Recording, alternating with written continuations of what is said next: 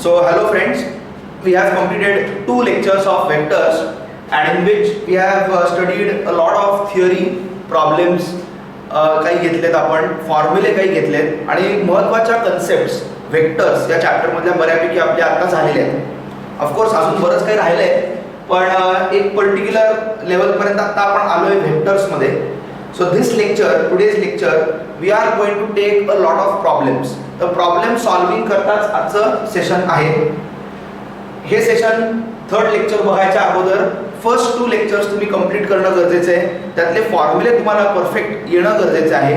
ठीक आहे. तर पहिल्या दोन लेक्चर मध्ये मिळून आपण 4-5 प्रॉब्लेम घेतले पण आता पुढचे प्रॉब्लेम आपण घेऊया. So now this one problem I am writing over here. They have given coordinates of 3 points. 3 points say coordinates दिलेले आहेत A, B, C. The question is find unit vector along AC bar minus BC bar. So AC bar minus BC bar हा जो आहे basically it is subtraction of two vectors. जेव्हा तुम्ही दोन vector subtract करताय AC मधनं BC you are subtracting, what you get is also a vector. ठीक आहे. So subtraction of two vectors gives a vector. किंवा addition of two vectors gives a vector. So this is basically a vector quantity and we want unit vector along AC bar minus BC bar. So now of course in today's lecture when I am considering problems, for every problem what you are going to do is you are going to pause the lecture. आता एक problem मी दिला first one, you will pause, you will try to do it by yourself. ठीक आहे. आणि नाही जमलं तरच त्याचं सोल्युशन बघायचं आहे. So the best thing is that for these problems तुम्ही पॉज करून तुम्हाला सोल्युशन आलं पाहिजे. That is the main thing. ठीक आहे. आणि जर का ते येत असेल तर तुम्हाला वेक्टर्स बऱ्यापैकी जमतंय. म्हणजे काही दोन लेक्चर मध्ये घेतलं पहिल्या दोन लेक्चर्स मध्ये ते तुम्हाला जमतंय असा त्याचा अर्थ होईल. So now let's start and for every problem I will not tell you separately काही मी तुम्हाला सांगणार नाही की पॉज करा सोल्युशन ट्राय करा. I will not tell you for every problem, you have to do it by yourself. तुम्ही video pause करायचा स्वतः ट्राय करायचा प्रॉब्लेम. ठीक आहे. आणि जर का नाही जमलं तरच पुढचा व्हिडिओ म्हणजे सोल्युशन त्याचं बघायचं. त्यानंतर हे सगळे प्रॉब्लेम्स तुम्हाला as a part of assignment submit करायचे आहेत. So your assignment will include all the classwork problems. These are all classwork problems. In addition to these problems, I am also going to give you few problems for homework. So the homework चं sheet मी वेगळं group वरती share करेन. पण तुम्ही क्लासवर्कचे सगळे problems हे तुमचे आलेच पाहिजे. म्हणजे असाइनमेंट मध्ये क्लासवर्क प्लस होमवर्क किंवा क्लासवर्क प्लस होम असाइनमेंट हे सगळं एकत्र स्कॅन करून तुम्ही सबमिट करायचे. Alright. So let's start with the solution. Pause करून तुम्ही सॉल्व करायचे. सोल्युशन डायरेक्ट बघायचं नाहीये. आता AC बार मायनस BC बार आहे. Okay. Now what I can do is I can write it as हा जो मायनस BC बार आहे मायनस BC बार म्हणजे काय it will B plus CB bar. So if I just change the sequence BC च्या ऐवजी CB केलं तर मायनसचा plus होणार आहे. So I can write it as AC bar plus CB bar. I hope you are getting it. AC bar plus CB bar. आता what will be AC bar plus CB bar. Triangle law तुम्हाला छान येतो. A to C, C to B is A to B.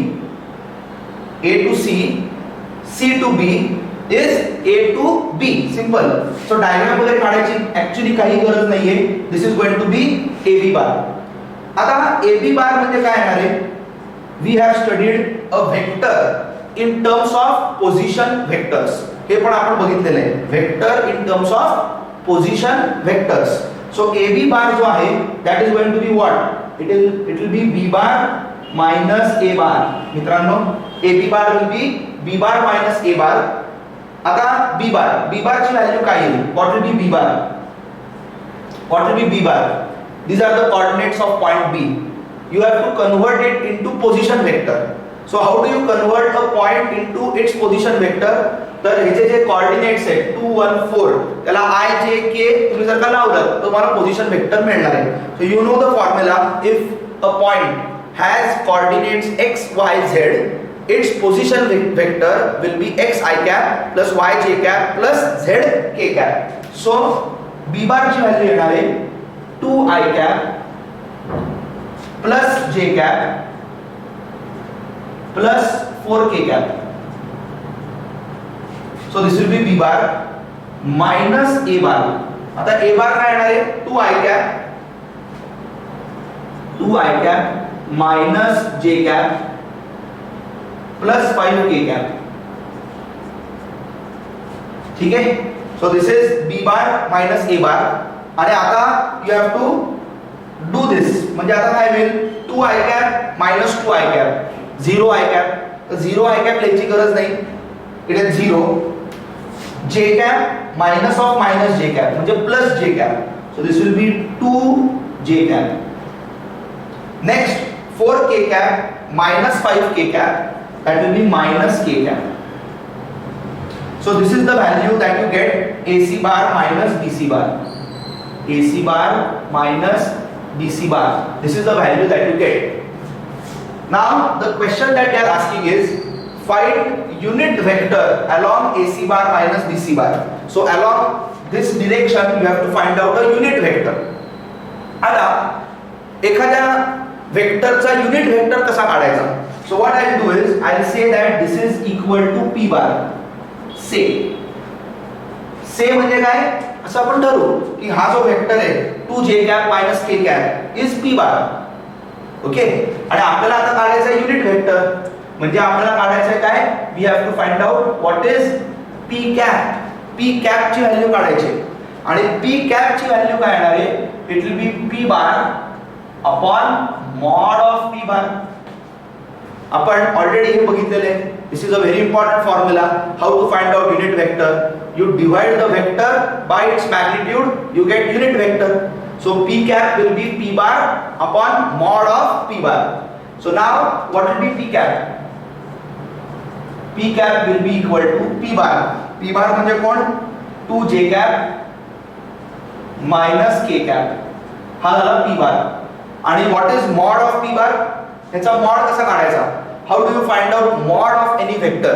बरं का, इथे मी summary वाटल्यास एकदा परत लिहून ठेवतो की जर का पॉइंट असेल x y z तर त्याचा पोझिशन वेक्टर p बार येतो x I cap plus y j cap plus z k cap. If I ask you what is mod of p bar, mod of p bar चा आपण formula बघितलाय which is similar to diagonal of a cuboid. ठीक आहे. 3D space मध्ये आपण हे बघितलेलं आहे. सो मॉड ऑफ p बार काय येणार आहे सांगा? चला मित्रांनो सांगा, मॉड ऑफ p बार काय येणार आहे? म्हणायचं माझ्या बरोबर म्हणायचं mod p bar will be x square plus y square plus z square. हे फॉर्म्युले. आता इथे मॉड p बार काय येणार आहे? j कॅप इथे नाहीच आहे म्हणजे त्याचा कोएफिशिएंट 0. सॉरी I कॅप नाहीये, त्याचा coefficient 0. j captcha coefficient 2. So it will be root of 2 square plus minus 1 square. K चा coefficient minus 1 आहे. Coefficient of k is k cap is minus 1. So root of x square plus y square plus z square. This formula I am using. आणि ह्याच्यामध्ये मी substitute करतोय. So now p cap will be what? 2j cap minus k cap upon root of 5. So this is the unit vector in the direction of AC bar minus BC bar. तुम्ही जर का ह्याची magnitude काढली बरं का, just एक check म्हणून म्हणतोय तुम्हाला, म्हणजे तुमचं सोल्युशन इथे झालेलं आहे पण चेक करायचं असेल, if you want mod of p cap just to check की आहे का नाही मॅग्निट्यूड 1, तर मॅग्निट्यूड काय आहे मॉड ऑफ p cap ची? आता दिस is basically 2 by root 5 times j cap minus 1 by root 5 times k cap. ठीक है? So now what will be mod of p cap? It will be root of 2 by root 5 square, 2 by root 5 square plus minus 1 by root 5 square. इथे I cap नाहीच आहे त्यामुळे इथे याचा coefficient 0 येतोय. ठीक आहे. So now what will happen? This will be what? It will be root of 2 by root 5 square म्हणजे 4 by 5 plus 1 by 5 म्हणजे काय झाला 5 by 5. 5 by 5 is 1 and the root of 1 is 1. So mod of p cap is 1. Mod of p cap is 1 म्हणजेच magnitude is 1. Magnitude 1 म्हणजेच तो unit vector आहे. So that is a check. So this is not for your exam, this is just for verification purpose. तर हे complete करा. चला हा problem complete करा, लगेच पुढचा प्रॉब्लेम घेऊ. चलो. So this is the next problem, second problem for today. A, B, C त्यांनी coordinates दिलेले आहेत. Question is show that points are collinear. हे जे 3 पॉइंट्स आहेत ते कोलिनियर आहेत असं आपल्याला प्रूव्ह करायचं आहे. मित्रांनो या टाइपचा प्रॉब्लेम तुम्ही 10वीत ऑलरेडी केलेला आहे. ठीक आहे, युजिंग स्लोप्स. ठीक आहे, स्लोप ऑफ अ लाईन ही एक कन्सेप्ट तुम्हाला होती आणि using slopes I am sure तुम्ही या टाइपचा प्रॉब्लेम केला असेल. त्याच्यामध्ये एक डिफरन्स असा होता 10वी मध्ये की पॉइंट्स ए बी सी वर having only x and Y coordinates. X Y coordinates होते, झेड कोऑर्डिनेट नव्हता. ठीक आहे, you had only x y coordinates and then you could find out slope. तर तुम्ही काय करायचं 10वी मध्ये, you used to find out slope of AB, then slope of BC, slope of AB, then slope of BC आणि तुम्ही दाखवायचं की slope of AB is equal to slope of BC. ठीक आहे, you used to show this, slope of AB is equal to slope of BC. AB चा slope आणि BC चा slope equal आहे. म्हणजेच काय, व्हॉट डू मीन की दोन्हीचा स्लोप इक्वल आहे. If slopes are equal the lines are parallel. बरोबर आहे. तर तुम्ही काय करायचा, ही एक लाईन झाली समजा AB, हा पॉइंट A, हा पॉइंट B. ओके, आणि पुढची लाईन आहे BC आणि दोन्हीचा स्लोप इक्वल आहे. म्हणजे समजा इकडे C पॉइंट असेल, हा C आणि ही अशी लाईन घेतलेली थ्रू सी. आता या केस मध्ये काय होईल की A, B, C they are not collinear, they are not lying on the same line, but if slope of AB slope is equal to slope of BC, he line अशी तिरकी होणारच नाही ना. AB चा स्लोप आणि BC चा slope same आहे म्हणजे AB आणि BC पॅरलल आहेत. आता AB आणि BC पॅरलल आहेत म्हणजे they are along the same line, they cannot be along two different lines because slopes are equal. Try and understand. तर याच्यामध्ये कसं आहे की slope of AB is equal to slope of BC and one more thing that is important is point B is common. B point जो आहे तो AB आणि BC मध्ये कॉमन आहे आणि because of these two things slopes are equal so they are parallel and a point is common, hence they are along the same line. त्या दोन्ही line सेमच आहेत. जर का असं असतं की slope of AB is equal to slope of CD असं असेल, instead of BC if it is CD, तर काय होऊ शकतं की ही एक लाईन झाली AB आणि दुसरी एक लाईन झाली C आणि D. ओके, आता काय झालं, या दोन लाईन्स पॅरलल आहेत पण मग ABCD कोलिनियर आहेत का? नाही. का? कारण काय पॉइंट कुठलाही कॉमन नाहीये. पॉइंट कॉमन नाहीये. So if you want 3 points to be collinear किंवा let's say 4 points to be collinear, तुम्हाला काय करायला लागेल, स्लोप्स तर इक्वल दाखवायलाच लागतील. You will have to show that slopes are equal. At the same time, there has to be a point in common. या दोन्ही condition जेव्हा सॅटिस्फाय होतील तेव्हाच ते कोलिनियर होतात.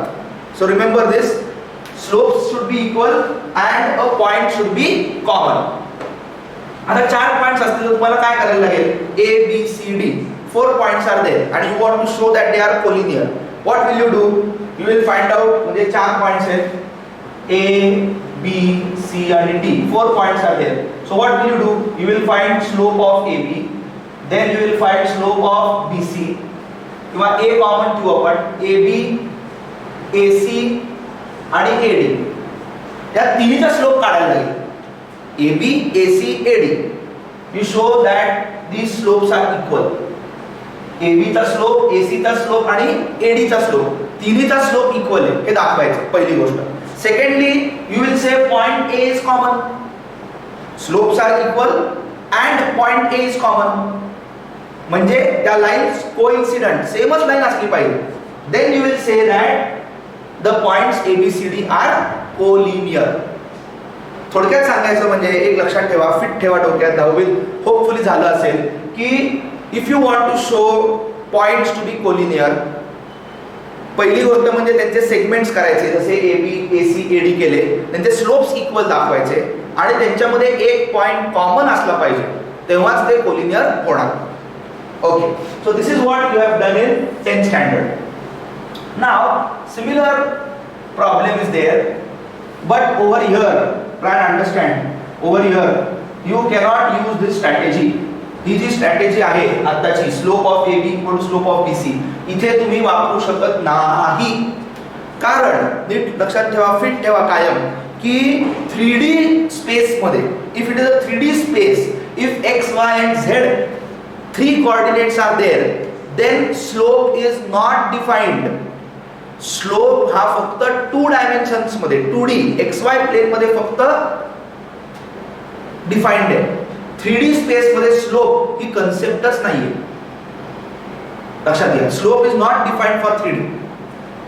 ठीक आहे, त्यामुळे हे आपण जरूर 10वी मध्ये वापरलं, पण आपण 11वी मध्ये जेव्हा हे 3 पॉइंट्स आपल्याला कोलिनियर दाखवायचे आणि XYZ तिन्ही कोऑर्डिनेट्स आहेत, त्याच्यामध्ये आपण स्लोपची कन्सेप्ट वापरू शकत नाही होत. ठीक आहे, आणि काय स्लोप काय असतो, y2 y1 upon x2 x1, तर तेवढाच स्लोप आहे. So in terms of XY कोऑर्डिनेट्सच आहे. जर का Z कोऑर्डिनेट अजून असेल तर आपल्याला स्लोप काही काढता येत नाही. मग आता how will you solve this problem? तर आता मी काय करणार in the solution, problem is actually similar. ठीक आहे, सिमिलर करणार आहे मी, तुम्हाला दाखवतो मी काय करतो. बरोबर, first I will calculate what is AB bar. AB बारची व्हॅल्यू मी काढतो. So what is AB bar? It will be what? B bar minus A bar. Correct? So now what will happen? B bar म्हणजे कोण आहे? What is B bar? 3i cap plus 2j cap plus 5k cap. हा झाला B bar. Minus A bar. A bar कोण आहे? 2i cap minus j cap plus 4k cap. हा झाला A bar. So B bar minus A बार. हे काय लक्षात ठेवा, इथे चूक होऊ देऊ नका. AB बार जर का असेल तर it is B bar minus A बार. चुकून पण A बार मायनस B बार करायचं नाहीये. AB bar will be B bar minus A bar. So now what will happen, 3i cap minus 2i cap will be I cap, 2j cap minus of minus j cap will be 3j cap आणि 5k cap minus 4k cap will be k cap. So this is the value of AB bar. ठीक आहे मित्रांनो, आता ह्याच्या पुढे जर का तुम्हाला करायचं असेल AB बार, तर ऍक्च्युअली डायरेक्टली पण फास्ट करता येईल. कसं, तुम्हाला माहिती आहे AB बार म्हणजे B बार मायनस A बार, तर ह्याच्यातनं फक्त हे सबट्रॅक्ट करायचे. Try and understand. So 3 minus 2 1 हा 1 आला, 2 minus of minus 1 हा 3 आला आणि 5 minus 4 1 आला.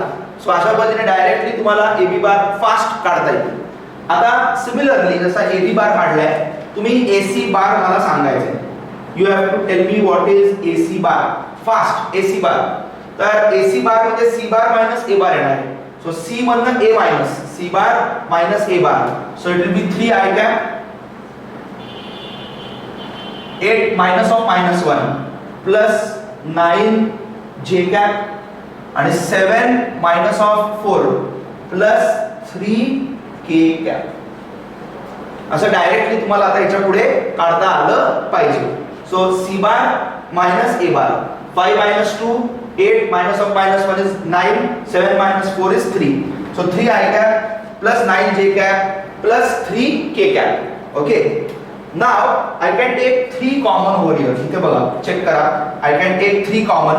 So I can write, इथे लिहितो, I can write AC bar is equal to, if I take 3 common, it will be I cap plus 3j cap plus K cap. Okay, i cap plus 3 जे cap plus के cap 3 common घेतलाय. आता i cap plus 3 जे cap plus के cap काय आहे? What is this? या bracket मध्ये काय आहे? It is A B bar. अरे हो का नाही? It is basically A B bar. So I substitute A B bar over there. So I get A C bar is equal to 3 times A B bar. हे एवढं आपल्याला आलं. AC bar is equal to 3 times AB bar. बघा एवढं कळतंय का? बघा हे तुम्हाला कळलंच पाहिजे. ह्याच्यातलं मी जे काही शिकवतोय, जी काही लेक्चर्स आहेत, त्यातला एकूण एक शब्द तुम्हाला कळला पाहिजे, एकूण एक प्रॉब्लेम कळला पाहिजे. असं कुठेही ग्रे एरिया राहता कामा नये की हे एवढं नाही कळलं, हे एवढं नाही जमलं, नाही चालणार. 100% तुम्हाला लेक्चर कळलं पाहिजे. ठीक आहे, ऑलराईट. आता AC bar equal to 3 AB bar असेल तर याचा अर्थ काय होतो? What do you mean by this? की AC bar is 3 AB bar. AB बारला तुम्ही 3 ने मल्टिप्लाय केलं, 3 टाइम्स केलं AB बारला की AC बार मिळतोय, असा त्याचा अर्थ होतो. ठीक आहे, I will tell you how. AB bar मी आधी काढतो. सपोज हा पॉइंट A आहे, हा AB झाला. ठीक आहे, so this point is A, this point is B, AB bar. Okay, आता 3AB बार. 3AB बार म्हणजे काय? AB बार त्याच्या पुढे अजून तेवढाच एक वेक्टर. ठीक आहे, पॉइंट मध्ये हा B नाहीये, पण AB बार त्याच्यामध्ये अजून एकदा AB बार. रिमेंबर, वेक्टर आपण ऍड करतोय. वेक्टरची एक प्रॉपर्टी महत्त्वाची एक तुम्हाला सांगतो. ठीक आहे, very important property of a vector. Vector can be shifted parallel to itself.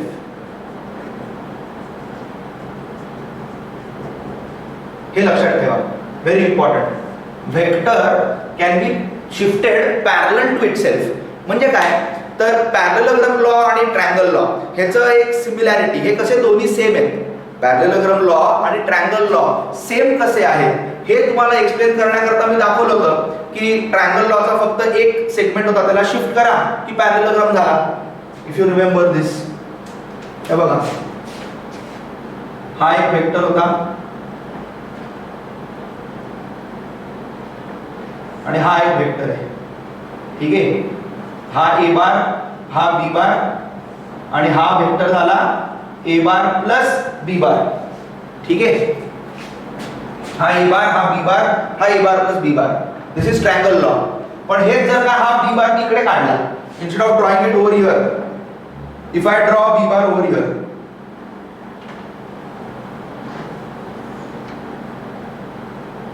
If I draw B bar over here like this. आता हा B बार आहे तर त्याला पॅरलल जर इकडे शिफ्ट केलं, थोडंसं पॅरलल वाटत नाहीये पण समजून घ्या की या B बारला असं जर इकडे शिफ्ट केलं parallel to itself, vector can be shifted parallel to itself. म्हणजे त्याला पॅरलल ठेवायचा, हा B बार आहे त्याला असं ठेवायचं, असं त्याला कुठेही तुम्ही हलवू शकता. सो हा B बार आहे त्याला शिफ्ट करून इकडे ठेवला आणि जर का मी असं कंप्लीट केलं तर हा झाला पॅरललोग्राम लॉ, हा पण B बारच आहे. हा जर का B बार आहे तर हा पण B बारच आहे. If this is B bar, this is also B bar. Try understand. इथे काढला तर ट्रायंगल लॉ, इथे काढला तर पॅरललोग्राम लॉ. ऑलरेडी सांगितलेले. तसंच आहे, इफ आय से 3AB बार, तर हा AB बार झाला, त्याच्या पुढे अजून एक AB बार काढला, त्याच्या पुढे अजून एक AB बार काढला. So AB bar, AB bar, AB बार. तर हा जो वेक्टर झाला हा झाला 3AB बार. AB bar, AB bar, AB बार. नाव म्हणजे this is the location of the point, that is okay. This is the location of B, that is okay. As a vector बघा, AB bar, AB bar, AB बार. आणि एका पुढे जर का 3 vector consider केले तर ते झाले 3AB bar. And they are saying 3AB bar is equal to AC bar. So हा जो पॉइंट आहे, this point has to be C. This point has to be C. AB बार त्याला पुढे शिफ्ट केला, परत AB बार त्याला पुढे परत शिफ्ट केला AB bar. So it is 3AB bar. आणि 3AB bar is equal to AC bar हे आपण प्रूव्ह केलंय. सो हा जो काही वेक्टर मिळतोय तो AC बार असला पाहिजे. 3AB bar has to be AC bar. So this point is C. बघा डोक्यात फिट होतंय का? कळलं असेल तर एक लक्षात घ्या, whenever I write this AC bar is equal to 3 times AB bar, whenever I write this, याच्यातनं दोन कन्क्लुजन्स होतात. लास्ट टाइम पण मी सांगितले there are two conclusions. First conclusion, AC is parallel to AB. That is the first conclusion. म्हणजे त्यांच्या direction same आहेत. Direction same असतील तरच इक्वॅलिटी होल्ड होते. मी वेक्टर्सच्या बाबतीत वारंवार तुम्हाला सांगतोय, इक्वॅलिटी ऑफ वेक्टर्स. वेक्टर्स कधी इक्वल असतात? ही इक्वल टू साइन आली की नाही? इक्वल कधी होणार? LHS RHS इक्वल कधी होणार? जेव्हा दोन्हीच्या डायरेक्शन सेम आहेत. ओके, ह्याचा अर्थ AC बार आणि AB बार च्या डायरेक्शन सेम आहेत, म्हणजेच ते पॅरलल आहेत. Is it okay? 3 जो आहे, 3 टाइम्स AB बार जेव्हा तुम्ही करता तेव्हा 3 ने जेव्हा तुम्ही मल्टिप्लाय करता, you are not changing the direction.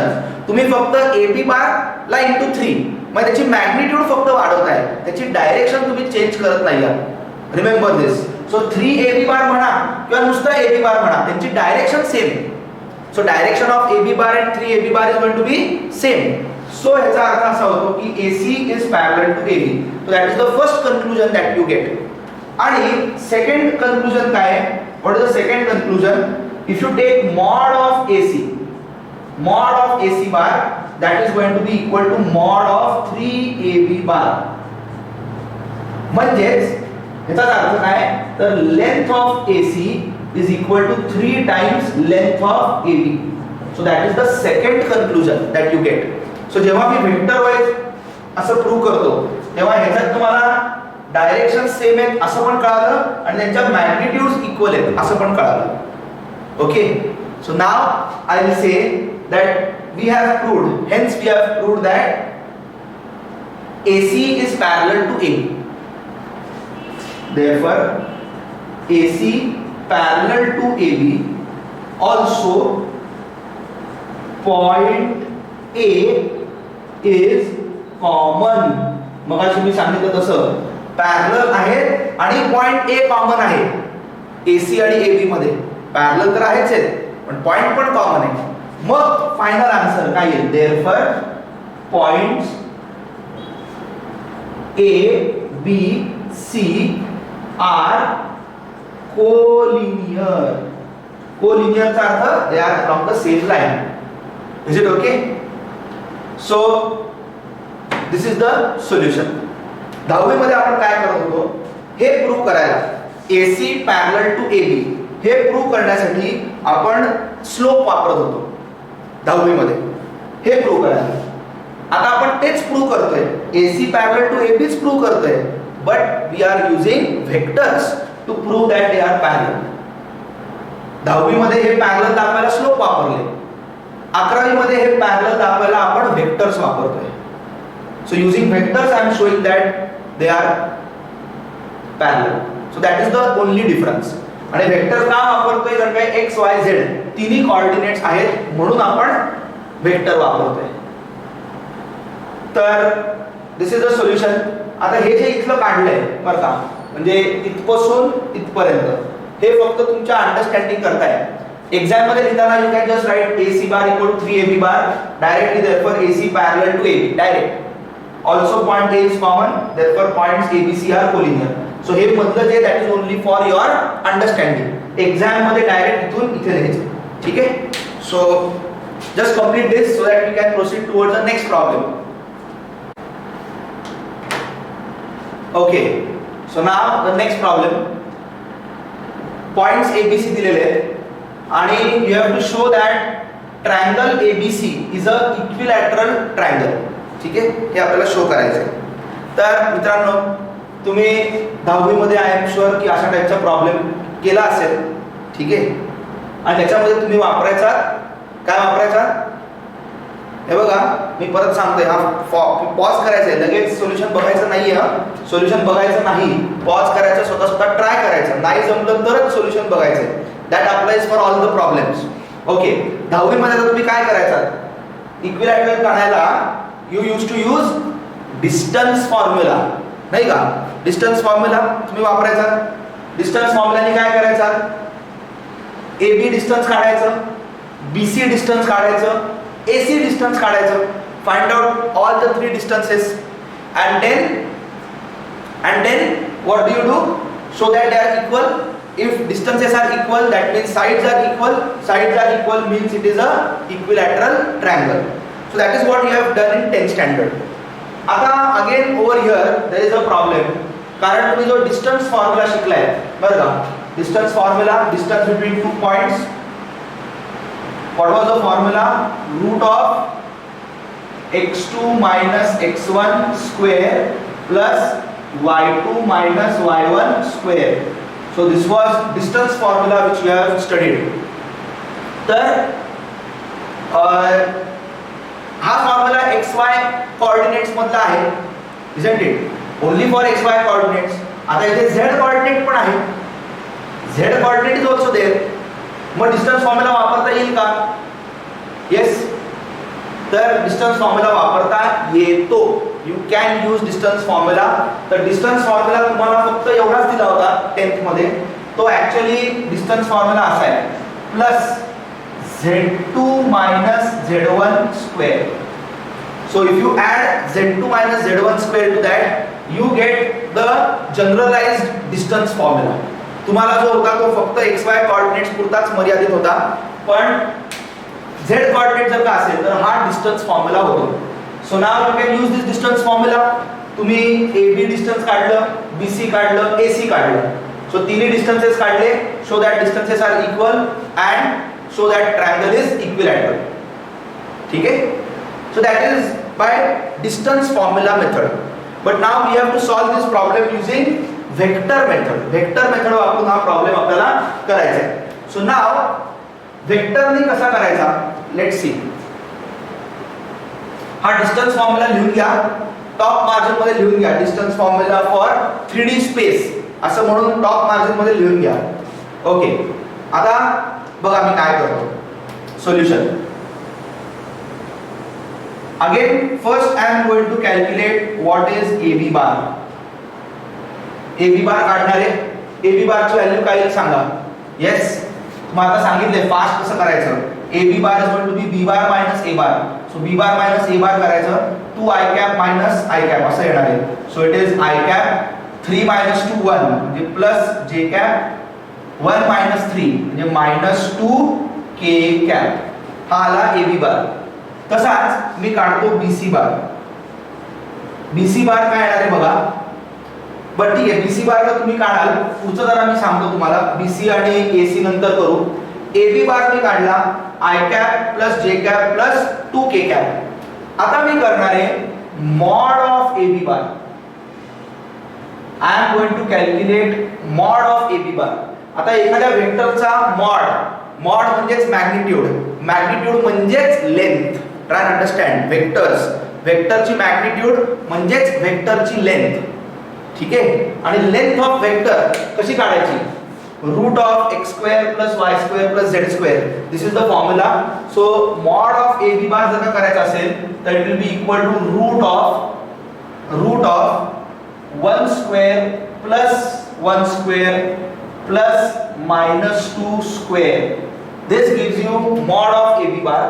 आणि काय व्हॅल्यू येणार आहे mod of AB bar ची सांगा बरं. 114 म्हणजे √6. That will be the value of mod of AB bar. आणि mod of AB bar म्हणजेच length of AB bar. समजून घ्या हे. Is it okay? आता एक गंमत बघा. डिस्टन्स फॉर्म्युला जर का वापरला असता, ओके, म्हणजे लेंथ AB काढायला जर का डिस्टन्स फॉर्म्युला वापरला, मग मी सांगितलेला की x2 minus x1 square plus y2 minus y1 square plus z2 minus z1 square. हा फॉर्म्युला जर का वापरायचा झाला तर काय होईल? What will happen? What will I do? It will be root of x2 minus x1 square. ह्याला x1 y1 z1 म्हणणार, ह्याला x2 y2 z2 म्हणणार. So this will be x1 y1 z1 and this will be x2 y2 z2. ठीक है. So now x2 minus x1 square म्हणजे 2 minus 1 करणार आणि त्याचा स्क्वेअर 2 मायनस 1 त्याचा square plus y2 minus y1 करणार so it will B 3 minus 2 त्याचा square plus z2 minus z1 करणार 1 मायनस 3 त्याचा स्क्वेअर आणि that will give you length AB. ठीक आहे. आता जेव्हा मी वेक्टर वापरून लेंथ AB म्हणजे मॉड ऑफ AB बार करतोय तेव्हा बेसिकली स्टेप्स सेम होत आहेत बघा.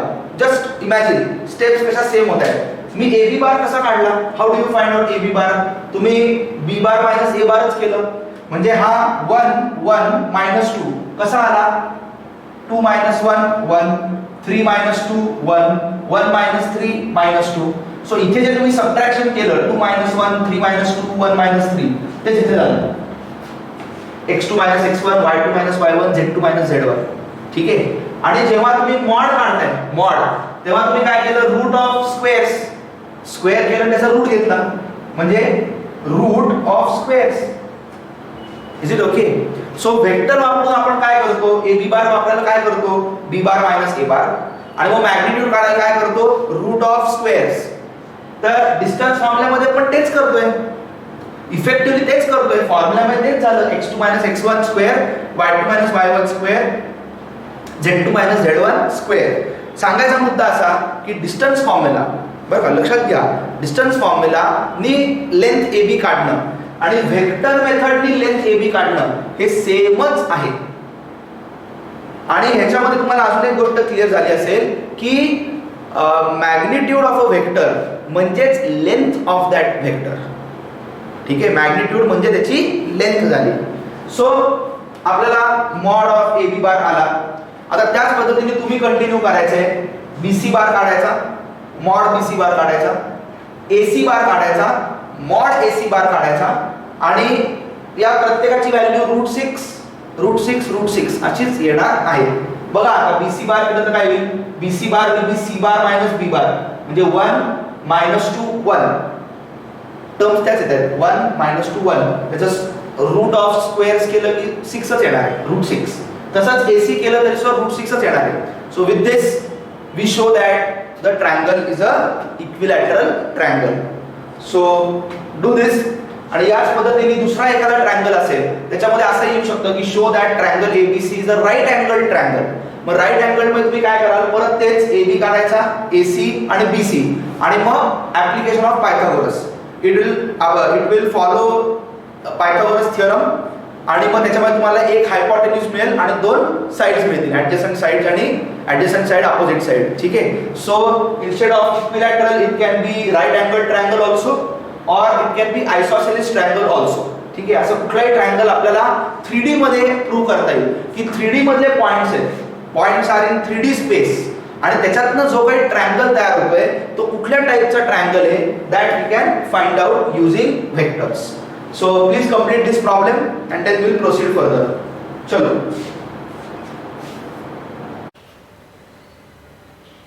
So friends, let's move to the next problem. Find the vector that should be added to the sum of this and this to get a unit vector along x-axis. म्हणजे हे दोन vector दिलेले आहेत ह्याचा सम घ्यायचा. You have to take sum of these two vectors. आणि what should be added to that sum? Find the vector that should be added to the sum to get unit vector along x-axis. ठीक आहे. So solution बघू आपण काय. So I'll say let required vector be p bar. Let the required vector be p bar.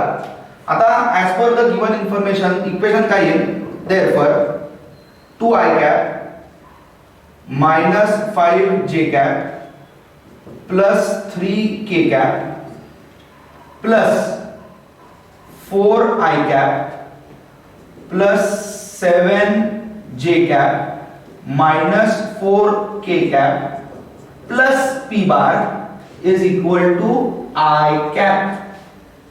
अशा टाइपचे equation येणार आहे. हे बघा फाइंड द वेक्टर म्हणजेच p bar that should be added to the sum of this and this त्याच्यामध्ये p bar आपण add करतोय to get unit vector along x axis म्हणजेच आपला i cap. So this is the equation and now you have to solve this equation and you have to find out p bar. So now I'll first add these two. So what will happen? 2 I cap plus 4 I cap 6 I cap plus 2 j cap minus 5 j cap plus 7 j cap is plus 2 j cap. 3k minus 4k is minus k cap plus p bar. ही त्यांची addition झाली plus p bar is equal to I cap. आता p बार हवा असेल तर काय करणार, हा vector तिकडे घ्यायचा, तिकडे जाऊन तो मायनस होणार आहे. So I get p bar is equal to i cap मधनं 6 i कॅप मायनस होईल. So it will be minus 5 i cap minus 2 j cap plus k cap. So this is your final answer. This is the required vector. इतका सोपा problem आहे. चला हा complete करा, मग पुढे जाऊ. चलो,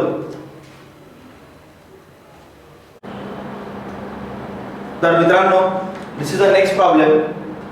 आणि हा प्रॉब्लेम सॉल्व करण्याकरता we have to study resolution of vectors. ठीक आहे, तो एक छोटासा पार्ट आहे जो आपल्याला शिकायचा आहे आणि त्यानंतर मग हा प्रॉब्लेम आपण सॉल्व करता येईल.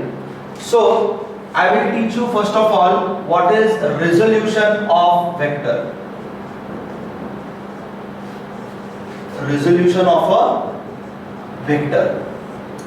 For this particular topic, it is a prerequisite that you should know circular definition of trigonometric functions. ठीक आहे, that was the first lecture of introductory course. तर ते जर का तुम्ही बघितलेलं असेल तर it will be much better, तुम्हाला खूप जास्त चांगलं हे समजेल. ज्या लोकांनी ते लेक्चर बघितलेलं नाहीये त्यांनी ते आधी बघा आणि मग हे कंटिन्यू करा. Okay, so now resolution of vector म्हणजे काय, फारसं अवघड नाहीये, सांगतो. एक्स वाय ऍक्सिस मी घेतो, कन्सिडर करतो. ओके, आणि सपोज एक वेक्टर आहे. Okay, and I denote that vector by say r bar. So r bar is a vector, origin पासून असा आलेला आहे and it makes an angle of theta. It makes an angle of theta with x axis. तर generally xy plain मध्ये जर का एखाद्या वेक्टरचा डायरेक्शन जर का एखाद्या वेक्टरची दाखवायची असेल तर we generally use angle that the vector makes with x axis. So that angle is theta, angle made with x axis. आता r bar vector है and it makes an angle of theta with x axis. आता what I do is I draw perpendiculars. I draw perpendiculars from r bar. ठीक है, म्हणजे हा vector, this is the terminal point of the vector. So this will be the initial point of the vector. This is the terminal point of the vector. From the terminal point I am dropping perpendiculars on x and y axis. हे perpendiculars मी काढले. आता I consider these two vectors. हा एक vector consider करतो आणि हा एक vector consider करतो. This is another vector. Okay. Sir red मध्ये मी दोन वेक्टर दाखवले. ठीक आहे, आता हा जो वेक्टर आहे अलॉंग x ऍक्सिस त्याला मी म्हणतो rx bar. So this is rx bar आणि ह्याला मी म्हणतो ry bar. So the vector that is along y axis I call it as ry bar and along x axis I call it as rx bar. Now what can you say from this diagram? I can say that rx bar plus ry bar is equal to r bar. मी हे असं लिहू शकतो. So rx bar plus ry bar is equal to r bar. बघा पटतंय का? By which law? It is by parallelogram law. Correct. By parallelogram law of vector addition. हा rectangle आहे, rectangle म्हणजेच पॅरलेलोग्राम झाला. These are adjacent sides of the parallelogram. So rx plus ry असं जर का केलं तर you get the vector along the diagonal of the parallelogram आणि कुठली diagonal? The diagonal which starts from the common initial point. So this is the common initial point. इथपासून जी diagonal जाते ती डायगोनल r बार आहे and this r bar is rx bar plus ry bar. So that is by parallelogram law of vector addition. आता या particular diagram मध्ये rx आणि ry हे जे आहेत त्याला म्हणतात components of r bar. They are components of r bar. आपण r bar ला we can write r bar as rx bar plus ry bar. त्यामुळे rx आणि ry याला कंपोनंट्स किंवा more specifically rectangular components of r bar असं म्हणतात. ठीक आहे. रेक्टँग्युलर कंपोनंट्स कशा करता? Because the components rx and ry are perpendicular to each other. rx and ry कसे आहेत? They are perpendicular to each other. त्यामुळे त्याला रेक्टँग्युलर कंपोनंट्स असं पण म्हणतात. rx जो आहे त्याला आपण म्हणणार आहोत component of r bar along x axis. ठीक आहे. सो तुम्ही इथे लिहून घ्या वाटल्यास rx bar एरो करा. काय लिहिणार आहात त्याचं explanation? Component of r bar along x axis. तसंच ry bar एरो करून लिहा component of r bar along y axis. So ह्याला x कंपोनंट आणि y component of r bar असं पण म्हणतात किंवा rectangular components of r bar असं पण आपल्याला म्हणता येईल. So rx bar ry bar ह्याला म्हणायचं components.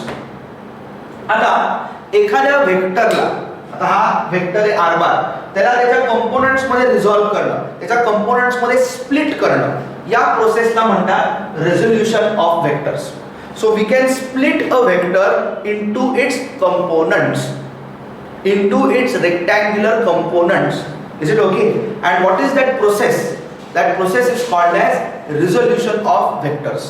We can divide the vector. त्या व्हेक्टरला r bar ला rx आणि ry मध्ये स्प्लिट करणं, कंपोनंट्स मध्ये स्प्लिट करणं म्हणजेच resolution of vectors. So now we have resolved r bar is equal to rx bar plus ry bar. हे तर आपण लिहिलं. आता I would like to find out rx and ry in terms of r. म्हणजे काय? अजून एक notation सांगतो बरं का. मी जर का इथे नोटेशन असं आहे मॉड ऑफ r bar. तुम्हाला माहिती आहे मॉड ऑफ r bar म्हणजे length of the vector r bar ची लेंथ म्हणजे मॉड r bar. तर त्याला नुसतं r असं पण लिहिता येईल. I can just write it as r. Mod of r bar म्हणजे त्याला फक्त r अशा लेटरने आपल्याला लिहिता येईल. याचा अर्थ मी जर का नुसतं r लिहिलं, try to understand, if I just write r that means it is magnitude of r bar. आणि मी जर का r bar लिहिलं तर it is magnitude as well as its direction. So r bar म्हणजे मॅग्निट्यूड आणि direction दोन्ही आली आणि r म्हटलं तर फक्त मॅग्निट्यूड आली. म्हणजे r will just be a number. r is just a number, it's just the length. Okay, so तो झाला r. तसंच मी जर का mod of rx bar म्हटलं तर it can be written as rx. So what will be mod of rx bar? Mod of rx bar will be just rx. Mod of rx bar is just rx. I am sure हे तुम्हाला दिसतंय. Okay, mod of rx bar is just rx. So now मला काय पाहिजे की rx ही rx बार ची magnitude झाली. तर rx आणि r मध्ये काही रिलेशन आहे का किंवा ry आणि r मध्ये काही रिलेशन आहे का तेवढंच मला फक्त बघायचंय. सो नाव बघा मी काय म्हणतो, मी जर का ही फक्त लेंथ घेतली, just the length that is rx. Try to understand. फक्त लेंथ. मी वाटल्यास इथे एक डायग्राम काढतो. I draw another diagram over here.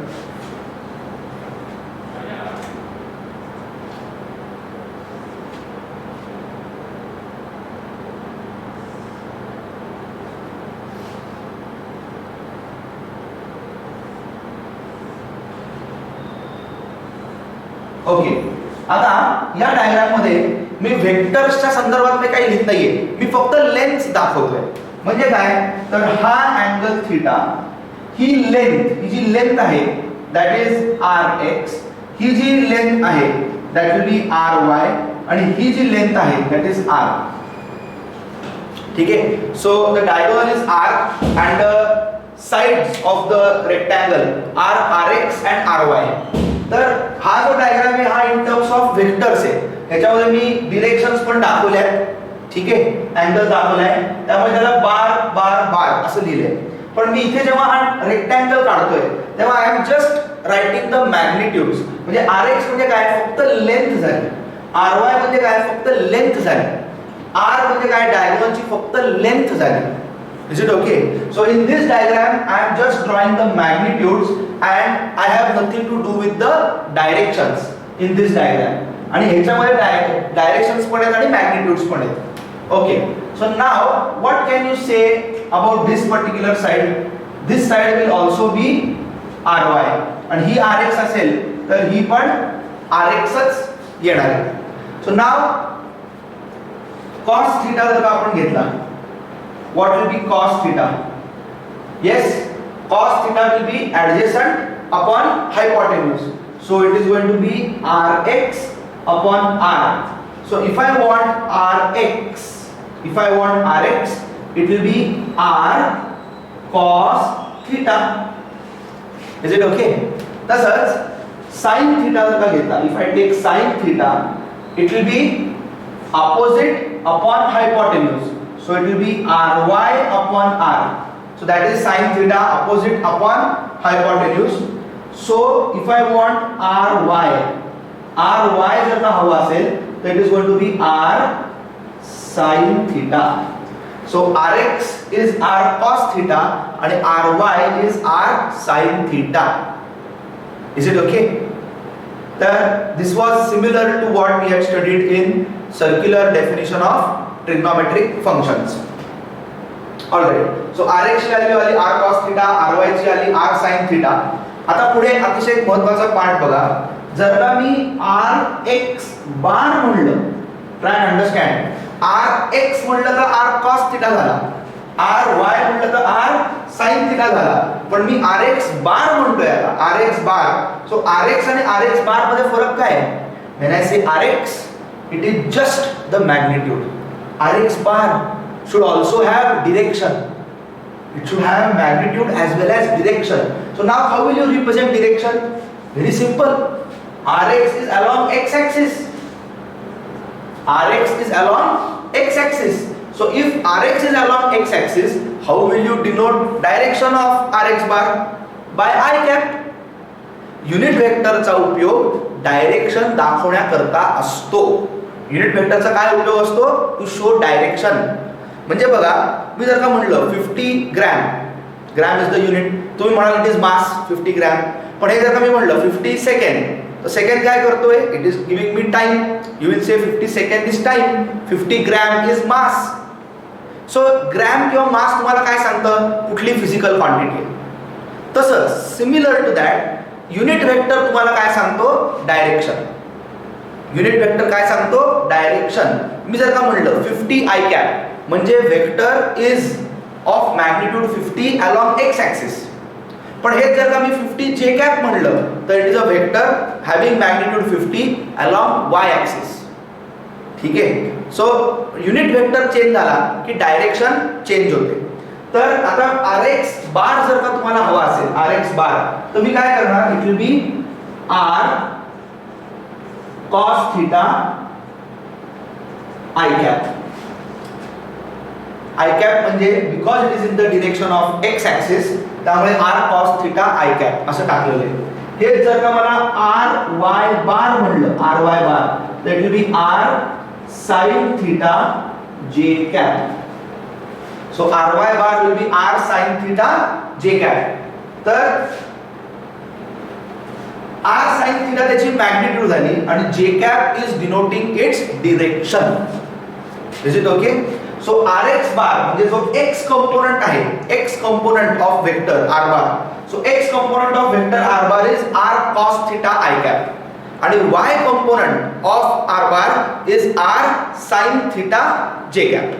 So now finally I can write r bar as r cos theta I cap plus r sin theta j cap. So I can write a vector in this manner. अशा पद्धतीने मी vector लिहू शकतो. r bar is equal to r cos theta i cap plus r sin theta j cap. तर ही जी काही process आहे, एखाद्या वेक्टरला i कॅप आणि j कॅप मध्ये स्प्लिट करून लिहिणं. r बार ला rx bar plus ry bar, हा rx बार झाला, हा ry बार झाला. सो r बार ला दोन कंपोनेंट्स मध्ये, रेक्टँग्युलर कंपोनेंट्स मध्ये स्प्लिट करणं, या प्रोसेसला म्हणतात रेझोल्यूशन ऑफ वेक्टर्स. आणि हे अतिशय महत्त्वाचं आहे. हा एक टिपिकल प्रॉब्लेम आहे फिजिक्स मधला, बरं का. आणि फिजिक्स मधला किंवा मेकॅनिक्स मधला force, laws of motion, projectile motion असे जे काही चॅप्टर्स आहेत, ह्याच्यामध्ये हे कंपोनेंट्स म्हणजे वेक्टर रिझॉल्व्ह केल्याशिवाय एकही प्रॉब्लेम सुटत नाही. So resolution of vectors is extremely important. ठीक आहे. आणि अतिशय सोप्या भाषेत मी तुम्हाला सांगितलंय. इट इज पॅरॅललोग्राम लॉचं ऍप्लिकेशन असल्यासारखंच आहे. r बारला rx आणि ry मध्ये स्प्लिट करून लिहिणं म्हणजेच r बारला त्याच्या रेक्टँग्युलर कंपोनेंट्स मध्ये रिझॉल्व्ह करणं. तर रिझोल्यूशन ऑफ वेक्टर्स असं म्हणा, हे आधी लिहून घ्या, मग आपण प्रॉब्लेम कडे येऊयात. ओके. आणि ह्याला 2 स्टार करून ठेवा. आणि आताचा जो पार्ट होता resolution of vectors, I will suggest की तुम्ही रिवाइंड करून परत एकदा बघा, वॉच इट अगेन. ठीक आहे. तर काय अतिशय महत्त्वाचा पार्ट आहे. Okay. So please complete this and then we will move towards the problem. चलो. So now let's proceed. हा प्रॉब्लेम आपल्याला करायचा आहे. A cart is kept on a horizontal plane, exerts a force of 500 Newton on the plane. So now there is a plane, horizontal plane, आणि ह्याच्यावरती ठेवली आहे एक कार्ट. ठीक आहे. तर आपण जस्ट एक बॉक्सनी त्याला रिप्रेझेंट करू. कार्ट म्हटल्यानंतर त्याला चाकं वगैरे असे येतील, पण आपण जस्ट एक बॉक्स काढू. तर बॉक्स आहे. A cart kept on a horizontal plane exerts a force of 500 newton. म्हणजे ही कार्ट या प्लेन वरती, म्हणजे ग्राउंड आहे, ग्राउंड वरती कार्ट ठेवलेला आहे, and that cart is applying a force of 500 Newton in the downward direction. So there is a force of 500 Newton acting in the downward direction. A cart kept on horizontal plane exerts a force of 500 Newton on the plane. So it is, of course, it is going to apply force in the downward direction, and this is nothing but the gravitational force acting on the cart. ठीक आहे. 500 Newton. तुम्ही जर का ह्याला g ने divide केलं तर तुम्हाला मास ऑफ द कार्ट मिळेल. तर g ची व्हॅल्यू जर का साधारण आपण 10 धरली, g ची व्हॅल्यू 10 धरली, तर mass is going to be 50 kg, आणि 50 into 10 केलं तर 500 newton will be the force exerted on the ground. So I think इथपर्यंत प्रॉब्लेम क्लिअर झालाय. Let's go ahead. The cart is now pulled along the plane by applying a force. So आता या कार्टला आपण पुल करतोय by applying a force of 100 Newton. किती force आहे? 100 newton force आहे. Making angle 30 degree with the horizontal. So I am pulling it. ह्याला या कार्टला आपण पुल करतोय. किती फोर्स अप्लाय करतोय? 100 न्यूटन. पण 100 न्यूटन असा along the horizontal फोर्स नाहीये, तो at an angle to the horizontal आहे. म्हणजे ही जर का हॉरिझॉन्टल असेल, अशी हॉरिझॉन्टल, तर फोर्स असा आहे, and that force is making angle of 30 degree with the horizontal. Is it okay? तर फोर्स जो आहे, it is making an angle of 30 degree with the horizontal. So this force is 100 Newton. Is it okay? सगळ्यांना कळतंय? 100 newton force आहे आणि angle 30 degree आहे. 30 degree with the horizontal. म्हणजे मी जर का अशी हॉरिझॉन्टल इथे काढली डॉटेड, तर हा जो अँगल आहे, this angle with the horizontal is 30 degree. Is it okay? पुढे जाऊ. पुढे काय म्हणले? परत एकदा वाचा. The cart is now pulled along the plane by applying a force of 100 Newton, making an angle of 30 degree with the horizontal. आता पुढे बघा. Find the force pulling the cart forward. Because we are applying this force, the cart will be pulled in the forward direction. Find the force pulling the cart forward. What force is experienced by the plane, की plane वरती आता किती force apply होतोय. आता 500 newton force हा cart apply करतोय, पण when you are pulling it how much is the force that is being applied. तर नीट लक्ष देऊन ऐका, हा प्रॉब्लेम तुमचा तुम्हाला जमणार नाही, मी एक्सप्लेन करतो. सो केअरफुली ऐका, एकदम छान एक्सप्लेन करतो, यू विल गेट इट. ही जी सिच्युएशन आहे ना ती सिमिलर टू काय आहे सांगतो. तुम्ही कधीतरी असं बघितलं असेल रेल्वे स्टेशन वरती वगैरे असं असतं की कार्ट असते अशी बरं का, त्याच्यावरती एखादा लेट्स से भिकारी किंवा असं काहीतरी बसलेला असतो आणि त्याला एक जण असा पुल करत असतो, असा पुल करतोय आणि तो इथे बसतो आणि गाणी वगैरे गात असतो किंवा काय, आणि म्हणजे अशा टाईपची सिच्युएशन तुम्ही बघितलेली असेल. किंवा एखादा लहान मुलगा आहे, त्याचं खेळणं असतं, तो त्याला असं ओढतो, ठीक आहे. एखादी मोठा समजा एखादा ट्रक बिग त्याला दिला, समजा बस दिली मोठी, तर तो त्याला असं तिरकं ओढतो आणि ट्रक पुढे पुढे पुढे पुढे जातो. सो त्या टाईपची सिच्युएशन आहे की हा कार्ट आहे, त्याचं वेट खालच्या दिशेने आहे आणि तिरक्या दिशेने ऑब्लिक डिरेक्शन मध्ये फोर्स अप्लाय करतोय आणि त्याच्यामुळे कार्ट पुढे पुढे चालली आहे. So because you are applying this force, ही कार्ट पुढे चालली आहे. या टाईपची सिच्युएशन आहे. आता आपल्याला काय फाइंड आउट करायचंय तर ते बघा.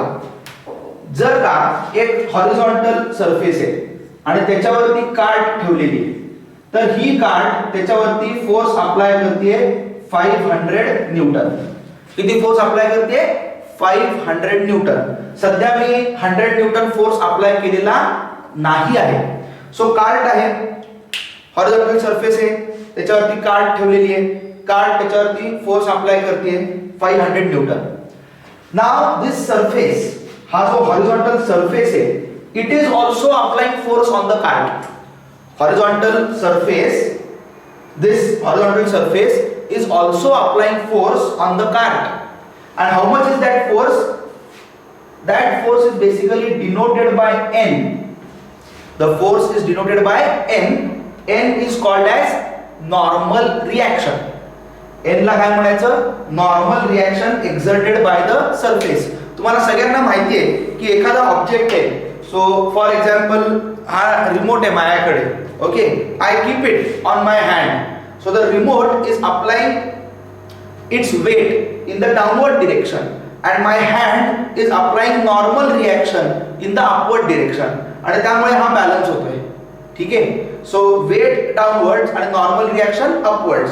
So that is a standard thing that is happening. It's a common day to day experience की फोर्स खाली आहे आणि नॉर्मल रिएक्शन वरती आहे.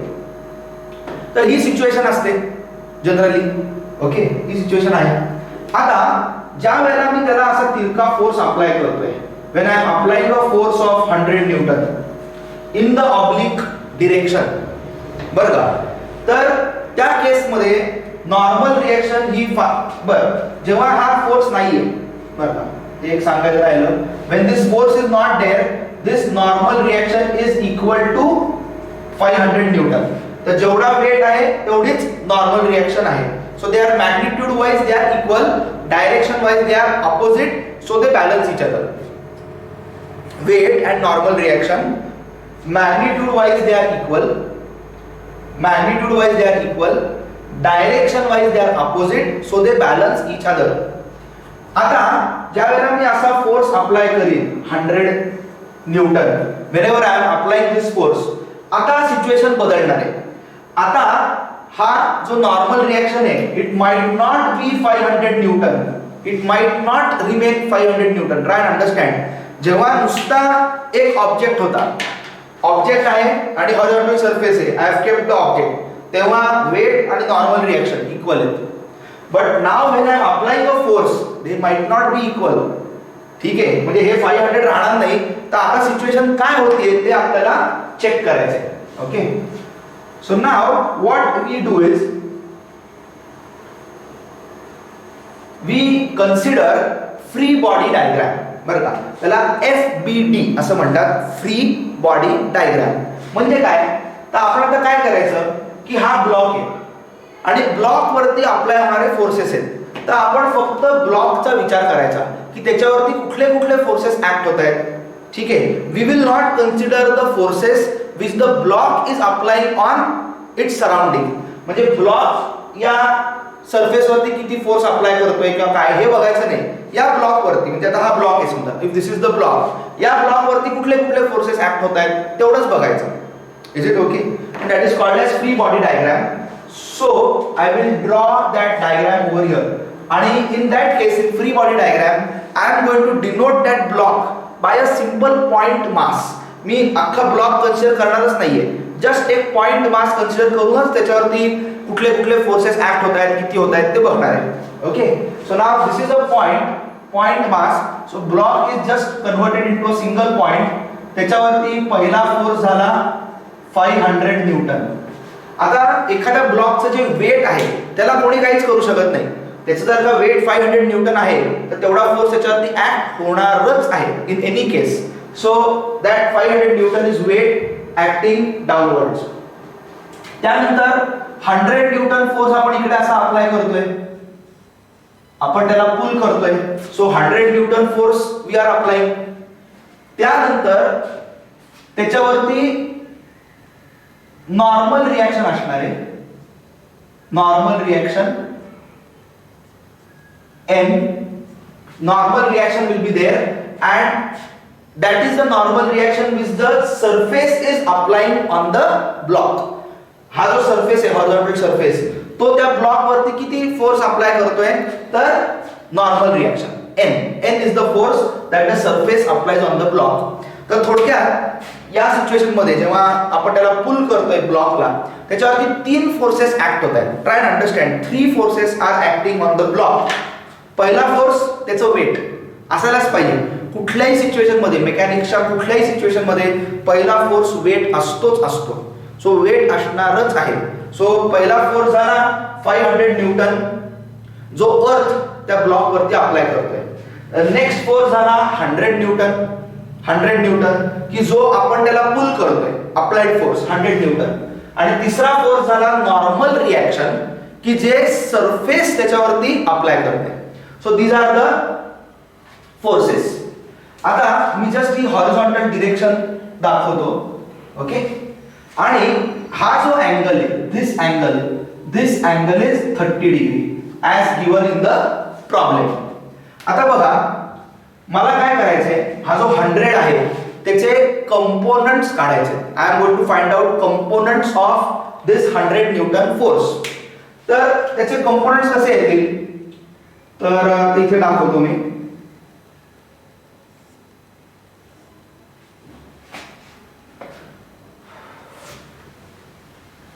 I will draw the components.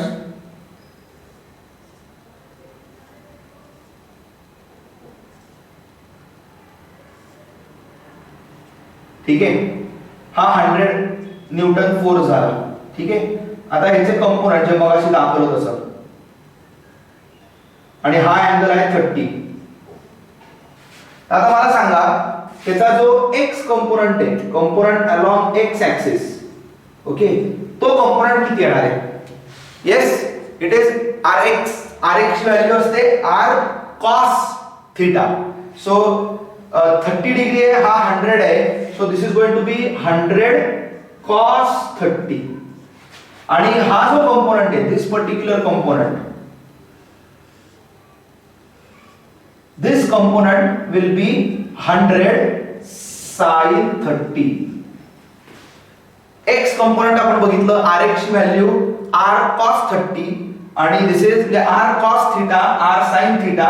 तसं r ची व्हॅल्यू 100 आहे आणि अँगल ची व्हॅल्यू 30 आहे. So this is 100 cos 30 and this will be 100 sin 30. तर असे हे दोन कंपोनंट झाले 100 न्यूटन अप्लाइड फोर्सचे. So now how much is 100 cos 30? इथे लिहितो 100 cos 30. How much is the value? आणि 100 sin 30. How much is the value? तुम्हाला माहिती आहे sin 30 is 1/2. So 100 sin 30 will be 50.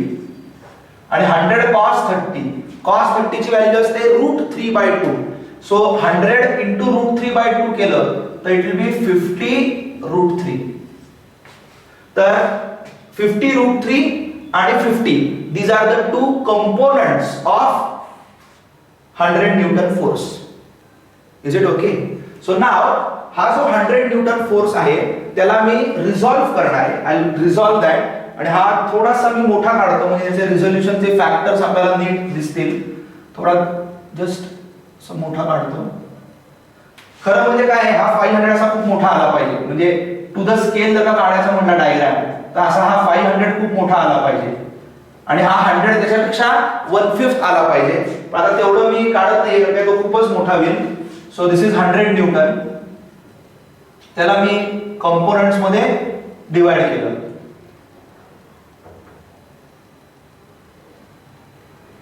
I divided into components. हा normal reaction आहे. So this is normal reaction. Okay. So हा जो component आला, जे कंपोनेंट्स आहेत ते मी रेड मध्ये दाखवणार आहे.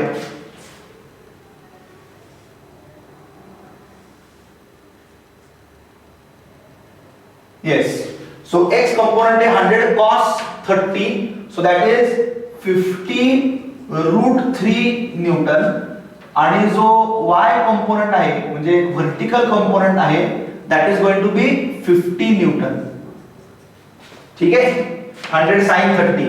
सो एक झाला 50√3 न्यूटन आणि दुसरा झाला 50 न्यूटन. ठीक आहे. सो आता 100 न्यूटनला मी केलं रिझॉल्व.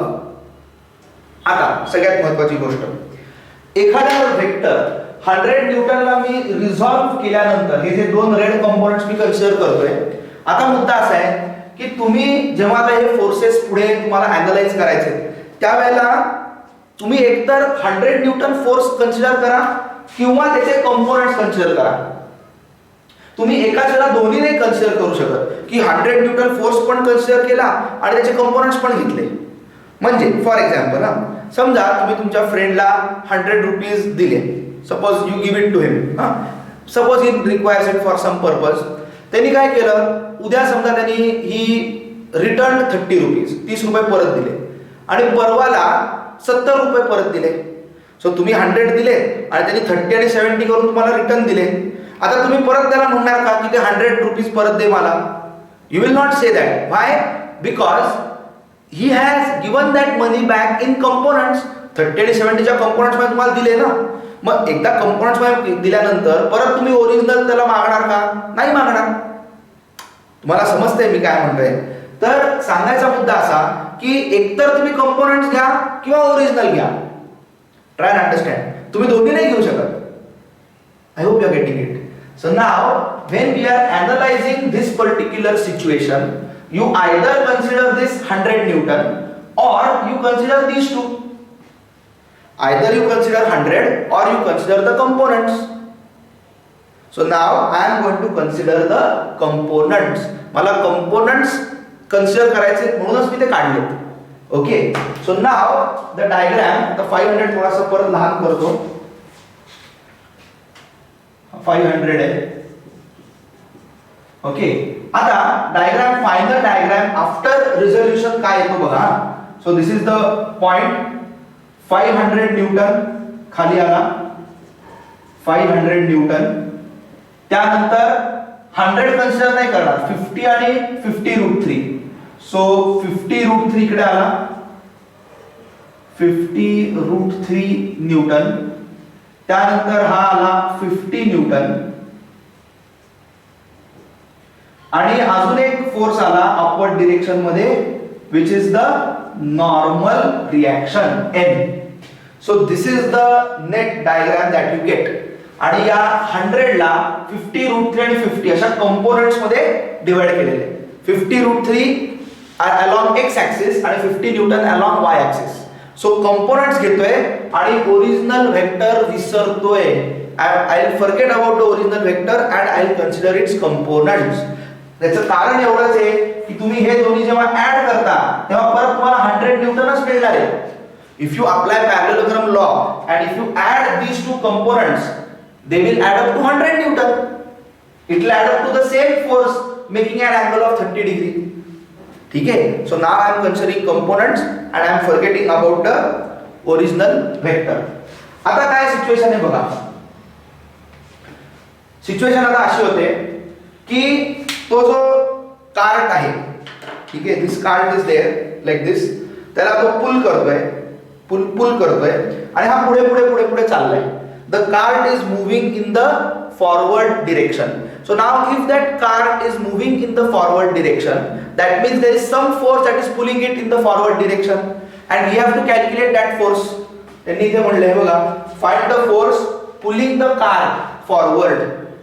So तो जो force असणार आहे, that force is nothing but 50√3 Newton. Is it okay? So therefore force pulling cart forward is equal to 50√3 Newton. हा पहिला पॉइंट झाला. Find the force pulling the cart forward.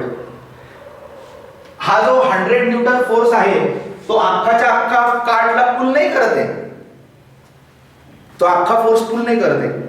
100 न्यूटनचा जो एक्स कंपोनेंट आहे which is 50√3, x component 100 cos 30, ठीक आहे, तो x component त्याला forward पुल करतोय.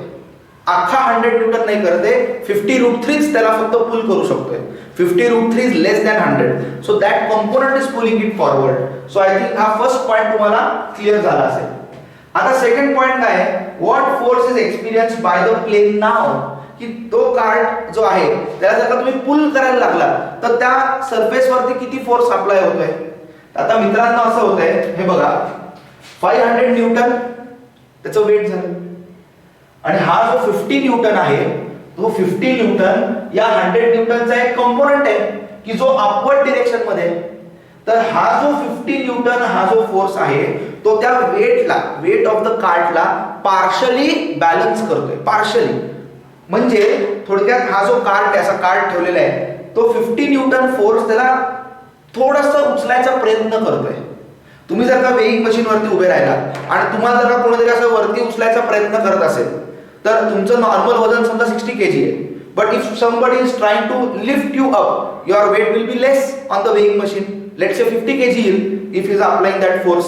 तसंच होतंय की त्याचं वेट आहे 500 न्यूटन, पण या 100 न्यूटनचा एक कंपोनेंट 50 न्यूटन कंपोनेंट त्याला थोडंसं वर पुल करायचा प्रयत्न करतोय.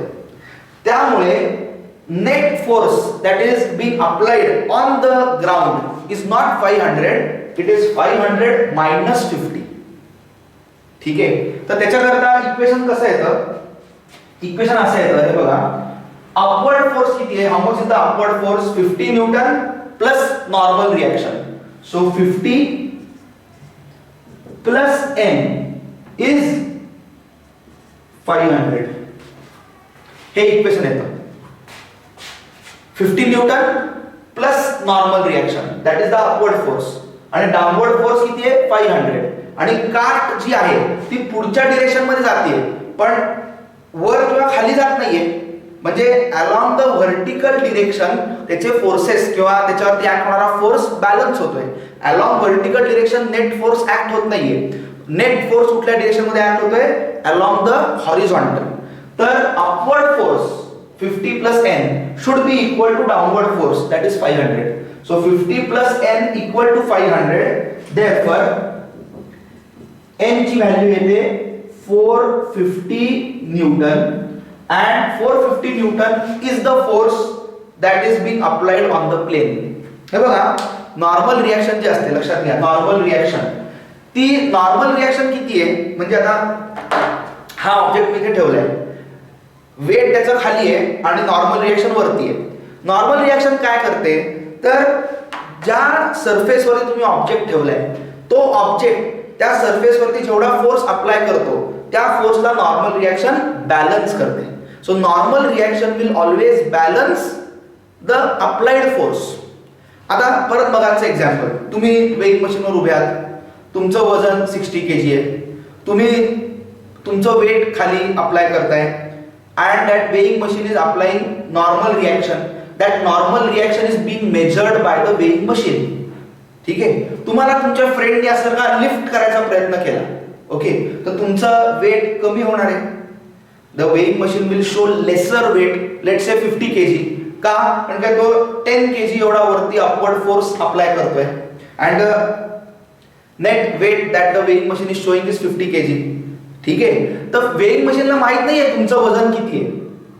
वेइंग मशीनला हे माहित नाही तुमचं वजन किती आहे. वेइंग मशीन काय करतं, त्याच्यावरती किती फोर्स अप्लाय करतंय तेवढी नॉर्मल रिॲक्शन देतं आणि नॉर्मल रिॲक्शन मेजर होते. So how much force you are applying, maybe your weight is 60 kg weight, okay, but how much you are applying, because your friend is pulling you upwards, you are applying 50 and weighing machine is also applying 50 and it is showing 50. ठीक आहे. I hope तुम्हाला clear झालंय. तर normal reaction की काही कायम normal reaction is not always equal to your weight. It can be more, it can be less. आता तुम्हाला त्याच फ्रेंड जर का असं दाबलं खाली बरं का, तर weighing machine will show more weight. What is weighing machine showing? It is showing normal reaction. It is not showing your weight. Try and understand. It is showing normal reaction that the weighing machine is applying. Okay. तुम्हाला दाबलं तुमचा weight जास्त झालेलं दिसेल, उचललं तर weight कमी झालेलं दिसेल. त्यामुळे वेट मेजर नाही होते, नॉर्मल रिॲक्शन मेजर होते. आणि नॉर्मल रिॲक्शन किती असते, जेवढा फोर्स आपण लावतो तेवढीच नॉर्मल रिॲक्शन असते, ना जास्त ना कमी. Normal reaction is always equal to the applied force. त्यामुळे त्यांनी काय विचारलंय, what force is experienced by the plane now. That is nothing but normal reaction. Force experienced by plane म्हणजेच नॉर्मल रिॲक्शन. ठीक आहे. त्यामुळे नॉर्मल रिॲक्शन 450 न्यूटन आहे. So you will write a sentence final answer. Force experienced by the plane is 450 newton. ठीक आहे. So थोडक्यात हा जो 100 न्यूटन आहे त्याचे दोन कंपोनेंट्स होत आहेत. 50√3 वाला जो कंपोनेंट आहे, कॉस वाला कंपोनेंट, तो त्याला पुढे ओढतोय, गाडी पुढे पुढे चालली आहे. आणि त्याचा जो वाय कंपोनेंट आहे 50 न्यूटन वाला, तो वेटला पार्शली बॅलन्स करतोय. ओके. सो राइट दिस प्रॉब्लेम. वर्ड्स मध्ये हा प्रॉब्लेम लिहून घ्या. Right this problem, right it's solution. Final sentence पण लिहायचंय. So complete this and then we'll proceed further. चलो.